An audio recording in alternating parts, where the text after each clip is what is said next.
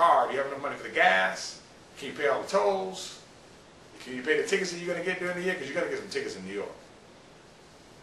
After you do the needs analysis, you have to do a task and a resource analysis. You have to do this. But after you do a needs analysis, you have to classify your problems. Because after you have a problem, you need to classify your problem. Now let me show you how you do this.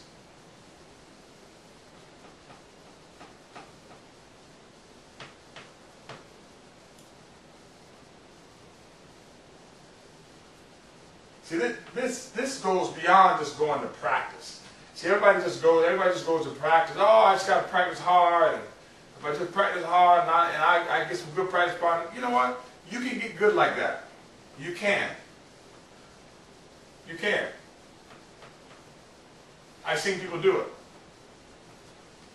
But you can get better faster if you and your instructor do this and stop hoping and guessing, because just throwing a bunch of people in a practice and practicing hard, you're going to get some richness out of that practice. You're going to get some good people out of that practice. You're going to get some golden nuggets, but you're going to lose some because you're not doing it right. And the question is, can you afford to lose some? If you're a coach, you may say yes. But if you're the guy in practice and you're the guy who loses out, you're pissed. But you don't even know to be pissed because you don't even know how you got screwed. You got screwed because all the elements weren't in place for you to be successful. Thus, judo success secrets. So, you got a problem. When you have a problem, after the needs analysis, when you identify the problem, you have a problem, but now the problem in and of itself has to be classified. And I know I haven't given you an example yet, but understand this. This is what Judo Success Secrets is for, but I will give you an example when it comes to this. You have to identify the problem.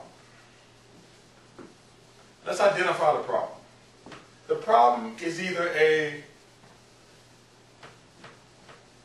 cognitive problem, an affective problem, or a psychomotor problem. Now, on the cognitive side, the question is it a lack of knowledge situation? Is it a lack of knowledge situation? Okay? And then, is it a motivation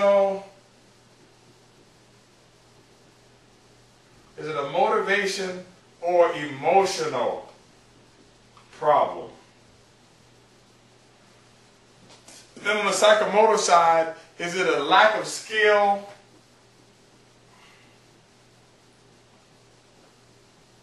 or physical inability?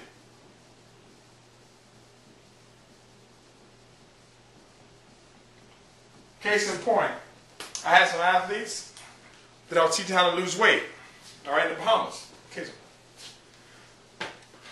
The problem was they're overweight, all right? Kids are overweight. That's a problem.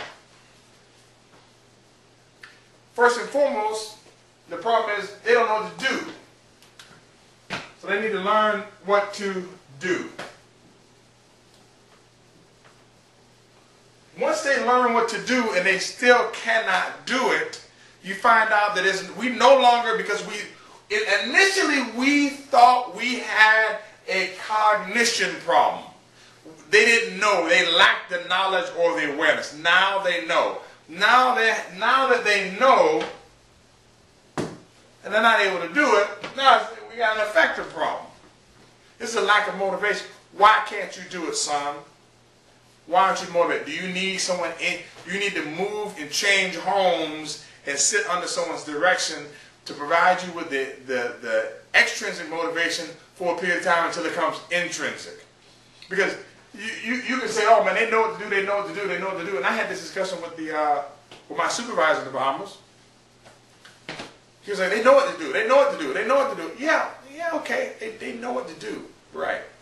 But the issue is, the initial problem was they didn't know. Now that they know, they need some extrinsic motivation to help them. Some do, some don't. When some know, they no longer have a problem. when some don't know, they still have a problem.